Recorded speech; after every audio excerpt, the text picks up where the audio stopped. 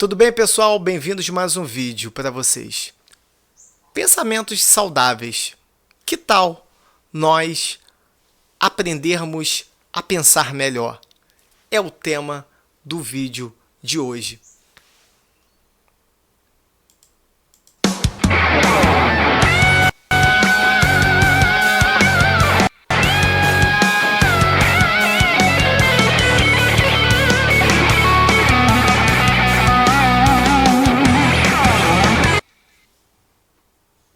Qual que é a definição de ruminação? Porque eu já vi outros termos, principalmente lá fora, overthinking, outras coisas do tipo. E eu queria entender de você, assim, de tudo que você já estudou, como é que você definiria a ruminação para nós, aqui, o pessoal que está assistindo e para mim, que somos leigos? Exato. Ruminação, ela vem do termo de ruminar, que é o boi comendo capim, engolindo, regurgitando e mastigando novamente. Isso é ruminar. Então, Caramba! quem rumina é o boi. E aí, acabou que fizeram um paralelo com a gente, com os nossos pensamentos, quando os pensamentos entram no ciclo de regurgitar e mastigar. Que é uma coisa é a gente pensar sobre o passado, sobre o que aconteceu. Outra coisa é a gente ficar pensando sobre ele e não conseguir sair dele. E é isso, mastiga capim regurgitado. É meio nojento o paralelo, mas também é Interessante. tão ruim quanto, né? É como se fosse um ciclo de pensamentos ali que você não consegue sair, né? Um loop.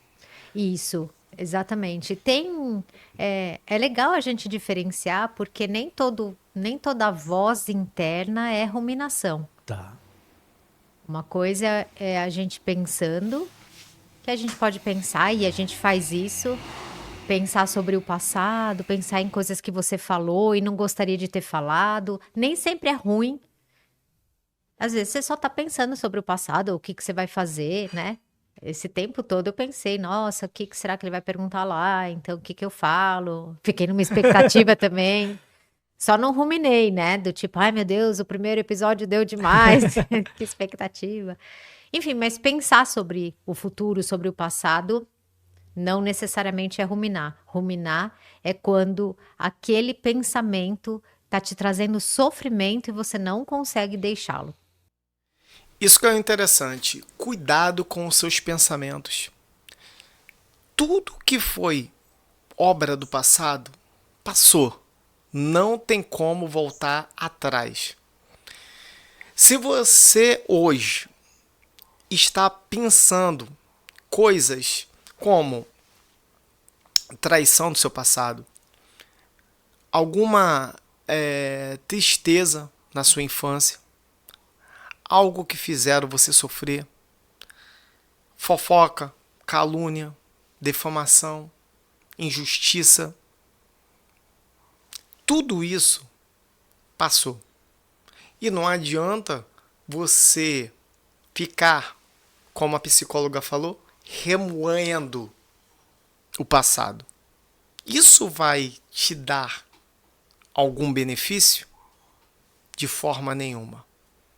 O que vocês têm que pensar é daqui por diante, tanto na sua vida emocional, espiritual, tanto no seu trabalho, seja mais proativo, tenha mais atitudes e utilize a sua inteligência, o seu pensamento para você produzir coisas futuras que causam impacto para a sua vida. Isso é o verdadeiro comportamento que você tem que elaborar. Aquilo que é bom para mim, aquilo que vai ser favorável para mim, eu tenho fazer parte disso. Eu tenho que inventar uma nova história. Eu tenho que formular a minha história. E se você estiver levando uma bagagem de peso do seu passado, a partir de agora, tire essa bagagem e ande sozinho, sem nenhum tipo de bagagem. Às vezes, essa bagagem é cheia de pessoas até que partiram, pessoas que faleceram, que talvez você nunca falou nada, eu te amo, eu gosto de você, te quero bem, e essa pessoa partiu. Aí você fica remoendo esse pensamento, falando, poxa, se essa pessoa estivesse aqui, seria melhor. Tudo na vida tem um processo. Tudo na vida existe o começo, o meio e o fim. Basta você saber dividir o tempo.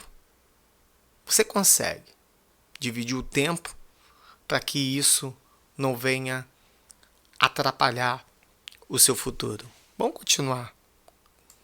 Tá. Tá? Agora, olha só, né? Sobre o falatório interno, eu fiquei tão impressionada com esse dado. Vamos ver se eu lembro, tá? Olha só que maluco. A gente fala internamente, não tô falando de ruminação. Tá. Tem gente que Pensamentos. faz isso como ruminação, mas a gente fala internamente entre 1/3 e 50% do nosso dia, tá? O normal é 50%, você tá quieto, mas você tá lá viajando, pensando no passado, no que você falou, no relacionamento que acabou, no que você tem que fazer, na compra que você precisa fazer, tudo. E aí tem um estudo que mostra que a velocidade da conversa interna é muito maior do que a externa. A gente fala muito mais rápido internamente, em torno de 4.000 palavras por minuto. Caramba. Eu até achei estranho. Eu falei, nossa, será que foi até atrás da pesquisa para ver? E aí eles falam assim, bom, se você é um ser humano comum que acorda às 7 da manhã e dorme às 11 da noite, como um padrão aí das pessoas, sei lá, você tá acordado, quanto dá isso? 16 horas? Se 50% você tá pensando 8 horas, tá? 8 horas vezes 4.000 palavras por minuto, a conta que dá é tão absurda de falatório mental, e eles falam o seguinte, um discurso político de 1 hora, Aham.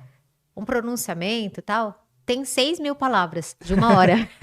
De 1 hora tem 6.000 palavras.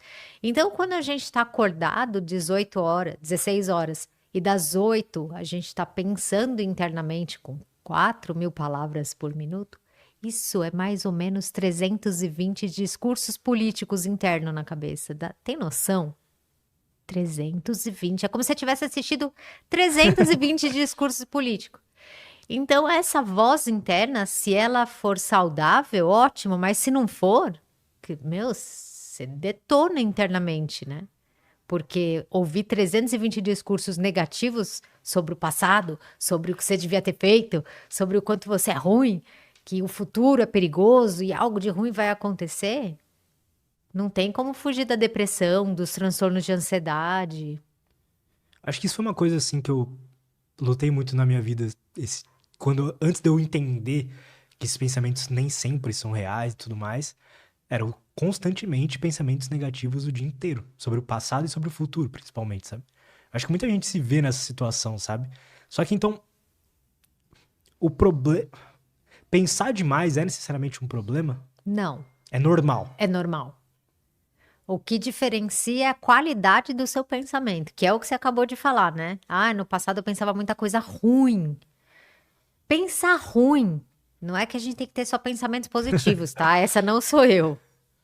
A gente pensa em coisas que deu errado, né? Putz, não devia ter falado aquilo. Caramba, poxa, fulano me traiu. A gente vai pensar coisas boas, você vai pensar coisas ruins. Inclusive, a gente separa até a ruminação que é positiva da ruminação que é negativa. Tá. Que depois eu posso falar sobre isso. Mas a ruminação negativa, para começar, é quando você pega esse assunto de forma... Você fica questionando na sua cabeça e olhando para aquela situação, sem que isso gere para você nenhuma estratégia para resolução ou para sair desse caminho. Você só fica ali, ó. É abstrato, você fica fazendo pergunta. Por que que fez isso comigo? Vai ter resposta? Não. Não. Por que que eu faço tudo certo e dá errado? Tem resposta? Não. Então, são perguntas que você não vai ter resposta. E aí entra num processo, e a gente tem uma necessidade, né, de entender os porquês. Aliás, esse é um dos motivos da gente ruminar. A gente fala, por quê? Que quando você tiver filho, você vai ver. A primeira pergunta que a criança começa a fazer pra gente quando ela começa a falar é uma coisa assim, de por quê? É Ah, do porque a ser humano, mamãe né? te ama, Buscar por quê? sentido nas coisas. Exato. E aí só que a gente faz pergunta de coisas que você não tem esse sentido. Por que que ele terminou com você? Pode ser, porque conheceu outra pessoa, mas por que que ela é melhor que eu? Sim, exato. Né? Nunca tem a resposta. Né? Você nunca vai saber.